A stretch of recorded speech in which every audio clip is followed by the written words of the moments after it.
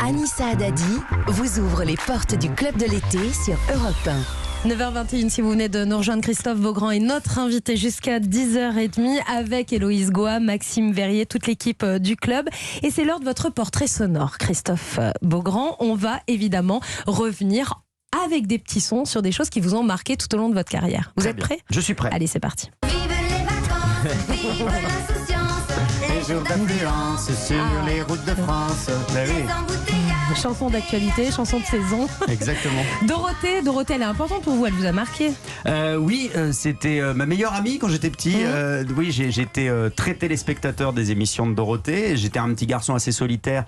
J'ai vécu ce qui on disait pas ça à l'époque, mais ce qui s'apparente aujourd'hui à du harcèlement scolaire. Et je me suis beaucoup réfugié dans la télévision. Et du coup, à l'époque, il y avait des programmes pour enfants. Aujourd'hui, ça n'existe plus, c'est juste des robinets à dessins animés. Mais à l'époque, notamment sur TF1, on proposait de véritables émissions 8 animées. heures d'antenne le mercredi. Oui, c'était énorme. Mais Ouais. on avait des animateurs, des gens Ouais. qui vous parlaient directement, Ouais. etc. Ce qui ne se fait plus aujourd'hui à la télévision française et ce qui est bien dommage. Et du coup, oui, je suis resté hyper attaché. Mais vous êtes proche parce qu'on vous a vu dans la chanson secrète. Ouais. Vous venez lui chanter une chanson avec Jackie, avec le docteur Klein, avec votre compère Cyril 100 ans, Ferraud. le docteur Klein, vous imaginez? 100 ans le docteur C'est Klein. Ouais. incroyable. Et donc vous faites partie du cercle intime de Dorothée? Alors, non, je ne fais pas partie du cercle intime de Dorothée. On nous a proposé avec Cyril Ferraud, parce que il est de notoriété publique qu'on était assez fan de Dorothée, et j'ai eu la chance de la rencontrer à plusieurs reprises. Ils nous ont proposé de venir en tant que représentant, entre guillemets, de la nouvelle génération, en tout cas des téléspectateurs qu'elle a touchés. Et donc c'est pour ça qu'on a participé à cette émission avec Cyril. Mais on se parle de temps en temps. J'ai son portable, donc on s'envoie Oh des la textos. chance! Non, mais C'est précieux. on rigole, mais la première fois que je l'ai rencontré, moi j'avais l'impression de voir la Tour Eiffel, tu Bah vois. oui, C'était évidemment. Madonna, pour moi, Bah, il y avait bien sûr. quelque chose. Et j'ai la chance, avec le métier que je fais, d'avoir pu rencontrer énormément de gens que j'admirais quand j'étais plus jeune.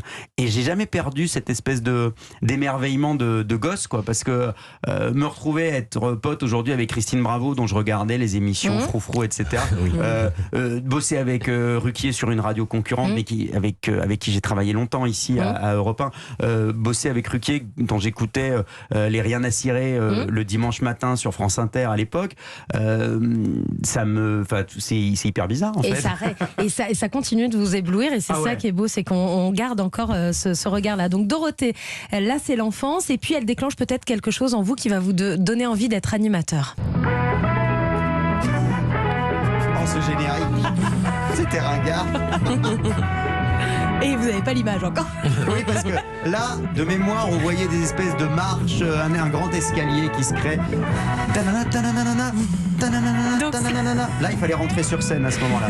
Au moment où il y avait Ça les guitares fait électriques. série américaine un peu. Ouais. Alors ça, c'est sous vos applaudissements. C'est la dernière émission qu'a animé Jacques Martin Voilà. sur France 2, et c'était un concours d'animateur télé, parce qu'il avait dans l'objectif, il savait que ça allait être sa dernière saison, il avait dans l'objectif l'idée de passer le témoin. Et j'ai été sélectionné, je me suis inscrit comme tous les candidats qui ont participé. C'est vous à qui cette prenez la émission. décision de vous inscrire? Ouais. J'avais envoyé une VHS que j'avais tournée avec un caméscope. Je suis une personne. C'est un autre Je suis une temps, personne hein. extrêmement âgée. Hein, voilà. Il n'y avait Et- pas de SMS à l'époque, c'était le public qui votait, le public qui était assis là. Et puis, Il y avait des personnalités dans le et il y public. avait un jury de 3 personnalités. Ouais. Je crois qu'il y a Sylvie Joly le jour où vous. Le vous jour de ma passez. sélection, il y Ouais. avait Sylvie Joly, il y avait aussi Thierry Beccaro. Ouais. Et c'est vrai que j'ai participé tout au long de l'année, puisque ça durait toute la saison, et je suis arrivé jusqu'en finale, mais j'ai perdu, je suis arrivé deuxième. Et bon, j'ai pu quand même réussir à faire ce métier. Comment vous avez pu perdre avec ça, franchement? Allez-y, à partir de maintenant, top 1 minute. Ok, donc bonjour, je m'appelle Christophe Beaugrand, j'ai 20 ans, je viens de région parisienne. Alors Beaugrand, pour commencer, c'est très simple, ça s'écrit comme les adjectifs. Et croyez-moi, c'est pas facile à porter tous les jours. Hein. Non, on voit bien que c'est pas vous qui vous faisiez appeler moche petit quand vous étiez à l'école. J'avais 19 ans, hein. J'étais petit. Voilà. Non, mais on entend un petit C'est peu mignon. la voix qui chevrotte, vous êtes impressionné, vous êtes sur scène, mais il faut y aller quand même. Et oui, je veux dire qu'à l'époque, c'était pas les gamins qui ont l'habitude d'aller sur Internet, les influenceurs et tout ça. Là, Ouais. à l'époque, à 19 ans, on avait vraiment l'air d'avoir 19 ans. Aujourd'hui, à Ça a l'air d'en avoir 48 vrai, alors. c'est vrai, différent. vous avez Mais on raison. était innocents. Héloïse. Et on peut savoir, Christophe Beaugrand, ce qu'il y avait dans la cassette VHS que vous avez envoyée pour participer à cette Ah, mais émission. alors je pense que c'était ridicule. Je faisais genre, je présentais une émission dans ma chambre, quoi. C'était horrible. Mais c'est génial, vous êtes un vrai passionné, Christophe Ah Beaugrand, oui, même oui. encore aujourd'hui. Oui. La télé, on va le tester tout à l'heure. On vous a préparé un blind test spécial générique télé. Et je pense que vous êtes imbattable. On a essayé de vous piéger, mais on va voir si ça marche. Et justement, la télé, vous êtes passionné. Et c'est grâce à la télé que vous allez faire vos premiers pas à la radio. Écoutez bien cet extrait, parce que je pense que déjà vous êtes précurseur.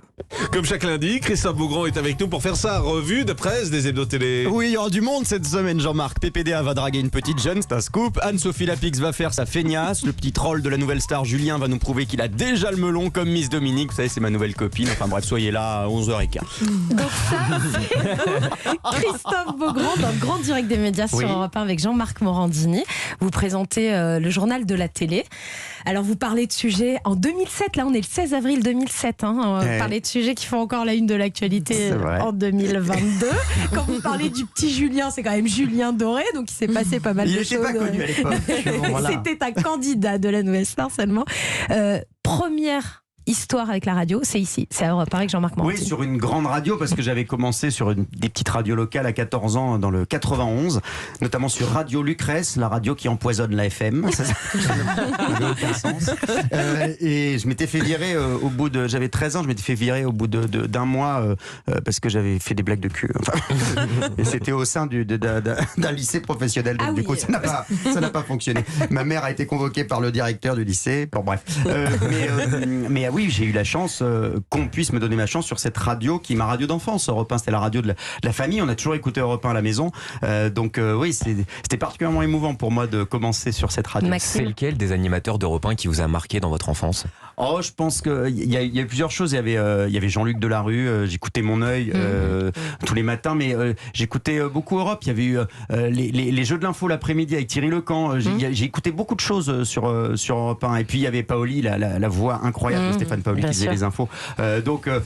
J'ai été. Et puis ensuite, gamin, j'écoutais les Roucasseries aussi. Avec Jean Roucas. Avec Jean Roucas. J'écoute moins Jean Roucas aujourd'hui.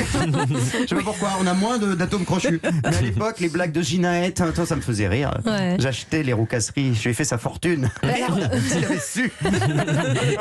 Vous présentez une matinale à la télé, un retour à la radio, c'est possible ça? On y réfléchit, vous aimeriez? J'adorerais, c'est mon média, je pense, préféré. La radio, c'est tellement direct par rapport à la télévision qui est beaucoup plus lourd. Là, il suffit de s'asseoir derrière un micro, de parler, tout peut arriver. On imagine, même si aujourd'hui c'est de plus en plus filmé la radio, mais je trouve ça presque dommage parce que moi j'aimais mieux. Il y a le côté caché, bien sûr. En tout cas, l'imagination que ça pouvait susciter. Voilà. La magie de la radio. Christophe Beaugrand est l'invité du Club de l'été jusqu'à 10h30 sur Europe 1. Et dans un instant, on va parler culture avec Héloïse Goa. À tout de suite.